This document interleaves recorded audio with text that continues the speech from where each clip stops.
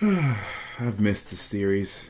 Well, let's revel in the darkness. Dark Shadow is an awesome quirk with a lot of offensive, defensive, and story potential. Same can be said for Tokoyami Fumikage. With a unique ability focusing around shadows and darkness, there's a lot that can be done with him. I believe that no two characters or powers are exactly the same, but they often rhyme.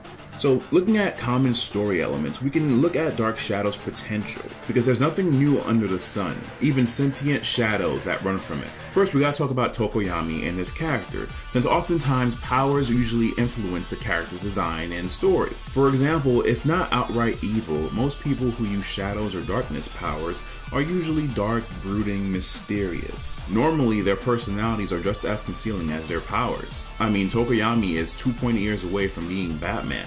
But besides looking cool, which most dark characters normally are, characters who use shadows or darkness elemental powers usually are mysterious, tricky, similar to their abilities. Unlike piercing light, Tokoyami can use Dark Shadow to capture, as well as enshroud not only others but himself. His new ability, Black Anhk, becomes an unstoppable shield and sword that can use for defense and offense. Even though Dark Shadow is a living sentient thing, it's still an elemental power. It can be used and manipulated to all sorts of forms, so I look forward for new forms and future uses of Dark Shadow's attributes. What's most commonly seen for shadow manipulation are usually tendrils, spheres, or anything that can be used for attack, restraint, or defense. Although there seems to be a limit with how far Dark Shadow can pull away from Tokoyami, under the cover of darkness or using other shadows, another common ability for darkness users is actually reconnaissance. Imagine Dark Shadow lurking in darkness, eavesdropping, and collecting intel. But with so many potential benefits, there has to be potential dangers and risks as well too. I love Dark Shadow's fear and weakness to light,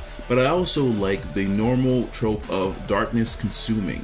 Dark Shadow feeding on not only darkness, but Tokoyami's rage, fear, and anger. I would really like to see where they take this in the future, showing us how Tokoyami actually tames Dark Shadow for good in the darkness, or at least as much as he can. But overall, Tokoyami's quirk, Dark Shadow, is an amazing quirk. It's an amazing power. It's an elemental power. Imagine you can control living darkness with your own badass dark form, with your own darkness weaponry, with your own ability to just shoot out dark spears everywhere. That's awesome. I don't know about you, but what do you think about Tokoyami's Dark Shadow and his dark quirk? How would you like to see it used in the future? If you like this, check out my video on the symbolism of Todoroki's half hot, half cold, and also why Bakugo is such a jerk, but I still love him. See ya.